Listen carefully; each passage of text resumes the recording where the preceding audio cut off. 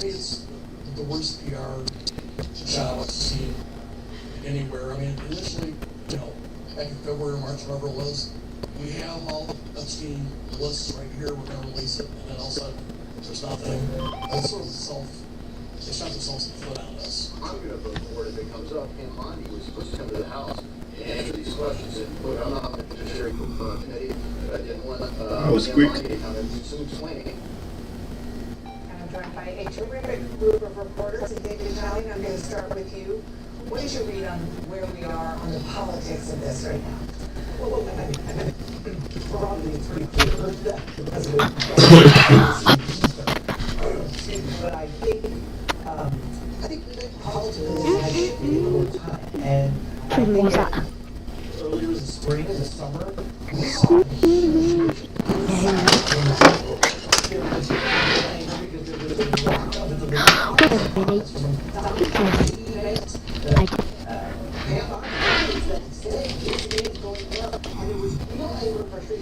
what happened was, it was only as a story this summer, the ministry and the Democrats were all around it. And all of a sudden, the division inside MAGA started to get a bit more real because they saw that their political opponents were trying to use it for advantage. I still think that, as what you just stated, that the Republicans on the Hill are still responding to constituents at home who really want transparency here, even if it's not a get-out thing. They want the transparency, and that piece.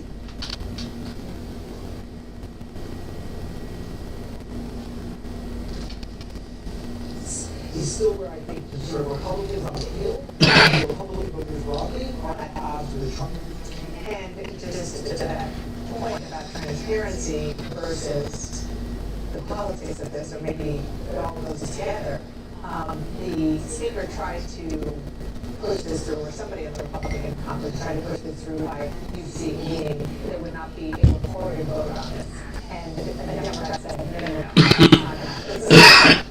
There will be a recorded vote next week. And the speaker said, I'm going to get a little bit technical here, but I'm going to explain why I'm doing it. The speaker said last night to a reporter that it could be under the suspension calendar. Why does that matter? Because he believes it's going.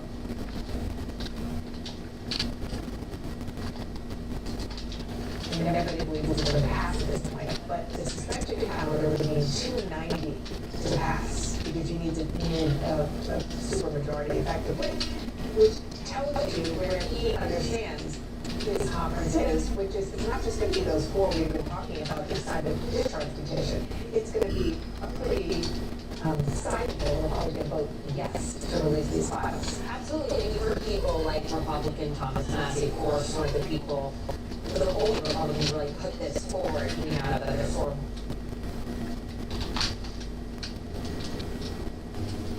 Republicans who signed on to it, but he has said publicly that these Republicans going into his office telling him, hey, I'm not going to sign that petition, which obviously passed yesterday, will get on board with that vote. And that is definitely something, of course, the White House is thinking about. We'll have a lot of conversations with people, though, at the White House about how to handle this. Obviously, we saw one of their last-ditch efforts yesterday by calling in Lauren Boebert to not even just the White House, to the Situation Room of all places, where normally you go over warplanes. I've never heard them have a member there for something like this, to see if they could convince her to take her name off of that and not have this pass. Obviously, that wasn't successful. So now they have to figure out where to go from here. There's a lot of frustration. The president himself is very frustrated about all of this. But so the broader sense I get from the administration,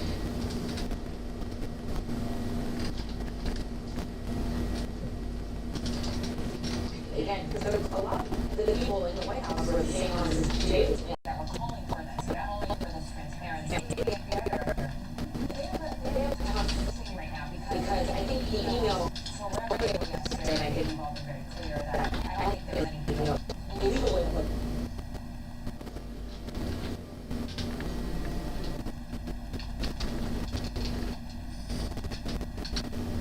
for Donald Trump for that in those emails, but they are, of course, embarrassing. But I think the most serious question is, has the president really has been keeping quiet, and has he really been as transparent as they always promised? And having this all come out is I think, the problem that they're trying to protect him from. And Trump is, as he always has for decades and decades, using the Roy Cohn playbook to not apologize, double down, deflect, and say, oh, this is an M problem, not a me problem.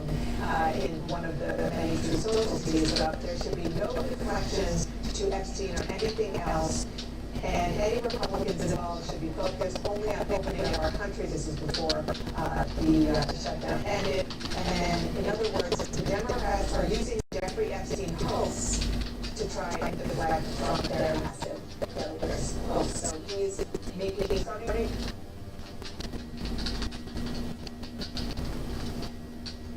to try to make this the same kind of topic that he did with Russia and other issues in 2020.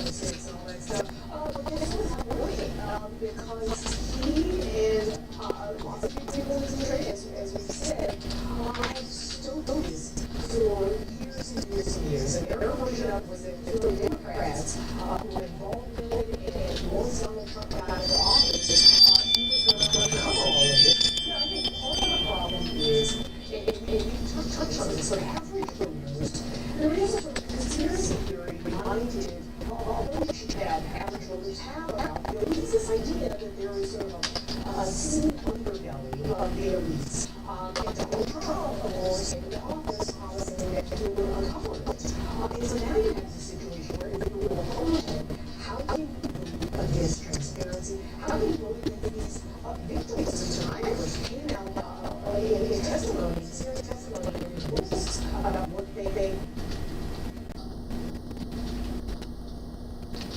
experience. And so listen, this is a problem for 2026.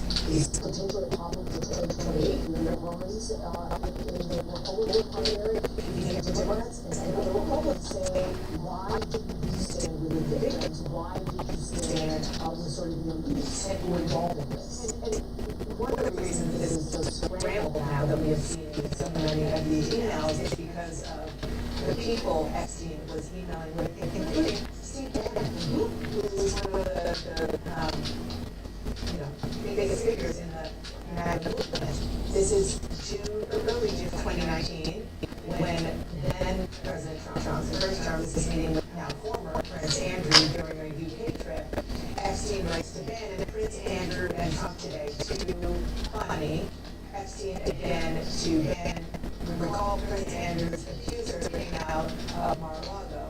And then Ben replies, I can't believe no one is making you do something in there, but the connective tissue.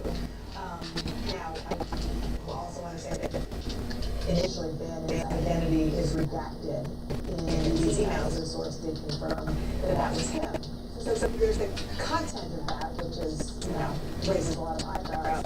But I am more intrigued with the fact that Steve Bannon in 2019 was emailing Jeffrey Epstein.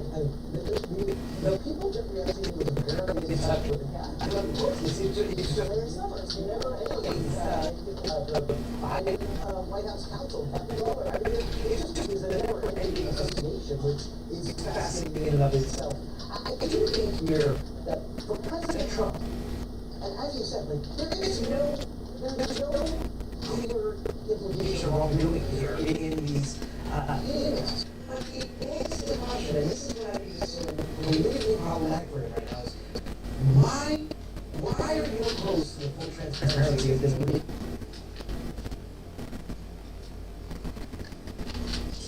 Why are you opposed to that? It's a very simple question, because, when Speaker Johnson was on with earlier this week, said, we're all going to get sworn in, you're going to be sworn in, this is our tradition of going forward. And Johnson's response was, it's kind of moot now. Our oversight has been investigating this. This is a moot point. Except that Beaumont is being brought to the situation to get out of the Trump doesn't think it's moot. Well, why? Why is that? Okay, everybody stand by, because up next, rolling the dice on whether we live or die. That's the reality for tens of millions of Americans who are facing spikes in their health care costs. Right now, we're going to tell you how it is going to impact the midterms, and it is something that Democrats have been warning about, which is why they, after all of the attacks that they got on backing down this week, they think that that is ultimately going to be a political win. Stay with us.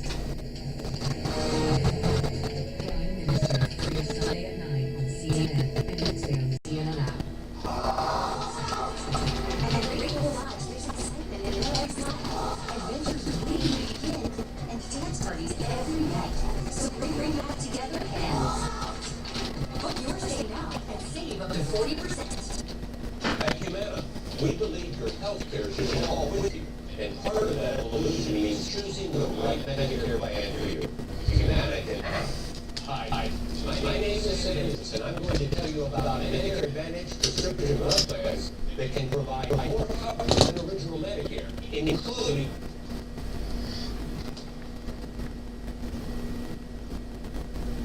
prescription drug coverage, all wrapped up into one convenient plan. With original Medicare, you're covered for hospital stays and doctor office visits, but you have to meet a deductible for each, and then you're still responsible for 20% of the costs. Next, let's look at Medicare supplement plans. If a service is covered under original Medicare, then a Medicare supplement plan pays for some or all of your Medicare deductibles and 20% coverage. But you may have higher monthly premiums and no prescription drug coverage. Humana Medicare Advantage prescription drug plans include medical coverage, plus prescription drug coverage, with $0 copays on hundreds of prescriptions. All plans include $0 copays for covered preventive dental services, vision coverage that includes vision exams and a yearly allowance toward eyewear, and hearing benefits that include routine hearing exams and coverage toward hearing aids. You can get $0 copays for in-network preventive services like primary care visits, mammograms, and prostate exams. And there's worldwide coverage for emergency and urgent care when you travel. Plus, Humana also offers Medicare Advantage plans. Plans have $0 or low monthly plan premiums, and there's a cap on your out-of-pocket costs. To see if Humana plans are available in your area, simply call the number on your screen or visit our website. The Medicare annual enrollment period ends on December 7th, so call now. Humana, a more human way to healthcare. It's that time of year when people are making decisions about Medicare plans. Maybe you are. Honestly, I don't want to have to look for a Medicare plan by myself, but I don't want to turn to one trust. That's why and licensed agents are standing by, ready to answer questions and help make the process of choosing a Medicare plan easier. Will you call and talk to me about finding a Medicare plan? I'm going to give you my name and my personal